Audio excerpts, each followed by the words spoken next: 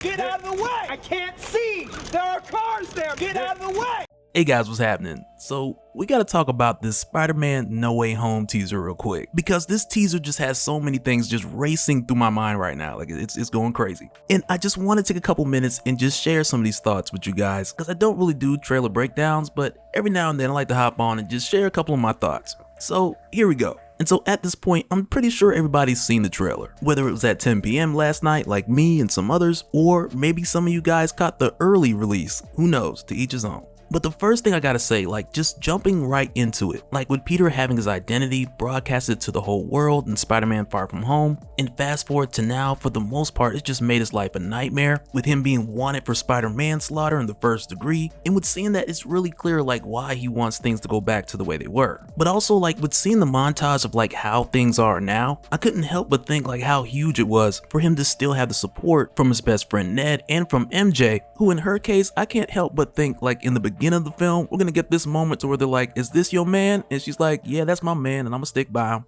But also along with that, it kind of looks like we got Flash, who's also sticking by Peter as well. And I'm not sure if this is him with the blonde hair, but I kept slowing down the frames and zooming in, and I think it is, but I'm not really sure. But then there's also with the way we're presented with Peter coming up with the idea of going to Doctor Strange, with him looking at this Halloween wizard, which in itself is a weird ornament thing, because it's almost like a vampire and a wizard, which to me just gives off a lot of these devilish vibes that we just keep seeing throughout the trailer. But with seeing these, I wouldn't go as far to say that there's a connection to Mephisto in this film, but because of these references and some other things, it feels like it's taking a lot of influence from Spider-Man One More Day, and it's mixing that with Spider-Man A Moment in Time, or One Moment in Time. But just starting with the influence of One More Day, and after that I'll talk about One Moment in Time. Because in Spider-Man One More Day, Peter had sought out the help of Tony Stark, who had declined, to where after he had then went to the Sorcerer Supreme, Doctor Strange, because of the aftermath of him revealing his identity in Civil War. And as a consequence, Kingpin put a hit on him, but as a result, Aunt May was shot instead. And I'm sure we won't get like a one-to-one case of him going around to different heroes and asking for help, which at the time was Doctor Strange's way of helping Peter, by allowing Peter to visit all the smartest minds on Earth at the same time. And with the way that we saw Strange in this trailer just agree to help, to where in this case Peter's asking for everyone to forget, and we'll get back to that. But with Strange just agreeing to help, it really feels like now with him being Sorcerer of the Mystic Arts, and it's like his hubris has returned from the first Doctor Strange film, because he was a cocky surgeon, and even then he would take risks and perform unorthodox procedures because of his pride and reputation. So for Doctor Strange, this could be the beginning of the humble pie saga, between this happening in Spider-Man No Way Home and however these things spill into the multiverse of madness. But with the film doing this and cramming together like different storylines,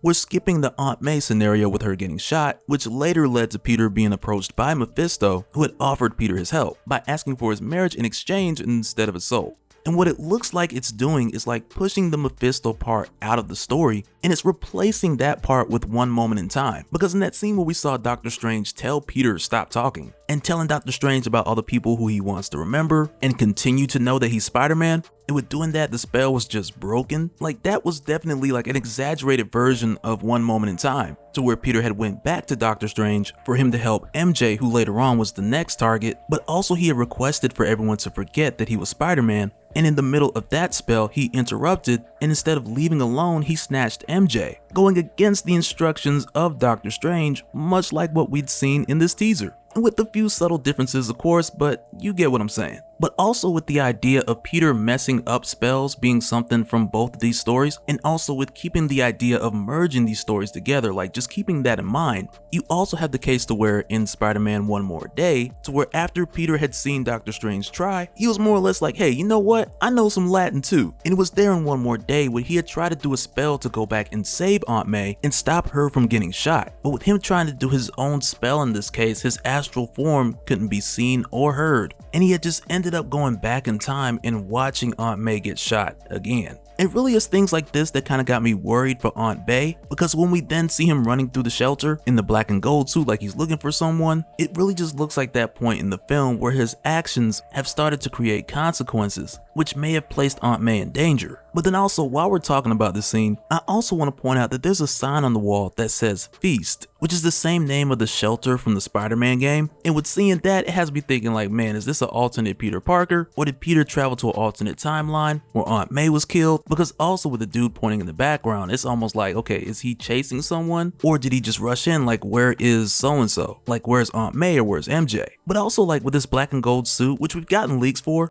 which heavily suggests that it's integrated with a number of things to help Peter with magic, or even combat someone or something, which could be Jamie Foxx Electro back for the first time, or we may see the scenario where Peter runs into the Nightwalkers, which again was from Spider-Man One More Day, but these were creatures that lived on the edge of time and space, and their whole existence, or their reason for existing, was to stop anyone from trying to change destiny. So I just imagine that the suit would be a tool that Doctor Strange would give Peter in order to help him combat that. And helping him upgrade his suit would be the quickest way to do it, unless we get this case like Spider-Man Alien Reality, where Doctor Strange and Peter step out of time so that Peter can get a whole year to learn magic. But in this case, I don't think we'll see that, but instead helping him with a suit that'll also do some magic, like I think that'll be more the case instead. But even still, we'll likely get the case of Peter trying to fix things his way after Strange had more or less dropped the multiverse. But from here, man, let's just get to that bridge sequence, because man, y'all know we done talked about Spider-Man in these bridges, but even more so with this William Dafoe Green Goblin pumpkin bomb blowing up on George Washington Bridge, which in Amazing Spider-Man issue 121, this was the same bridge where Norman Osborn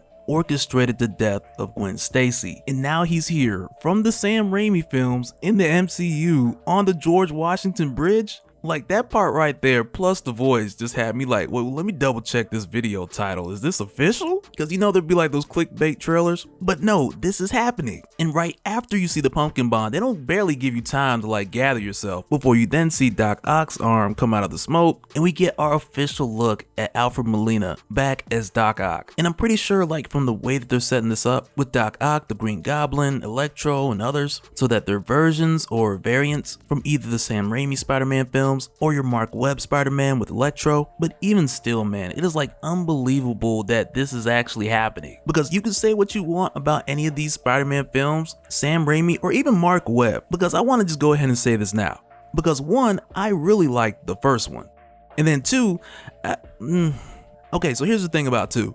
Because the whole situation with Spider-Man 2 and Mark Webb's film being changed by Sony until it just wasn't his film anymore, and as a result, the tone of that film was just everywhere. But I do want to say that I am glad that the casting of Jamie Foxx is getting another chance, because Jamie Foxx really deserves another opportunity at this character. Because you and I both know that he's way too talented for what we saw in that film that felt like 3 or 4 Spider-Man films crammed into one. And with the second Amazing Spider-Man, you can almost feel what it was supposed to be, but with what we got, it just left us to wonder what that film in its purest form could have been. But so now, last but not least, because I'm just flying through topics on this one, and just sharing some thoughts here. But with us also having all these rumors of Tobey Maguire and Andrew Garfield showing up in Spider-Man No Way Home, which for the longest time just kind of had me like, yeah, okay, sure. But then with the Wanda series and the focus on Nexus beings, and the Loki series spending a lot of time educating like the general person on alternate timeline and how it works and how we got the multiverse, like those things raise the possibilities for me like just a couple notches. But then now, after seeing this teaser, I truly just believe that anything is possible now,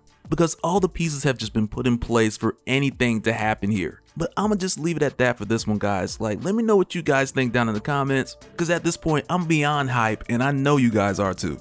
But with that said, I'm gonna leave it there, and we'll just do it again on the next one. Alright, later.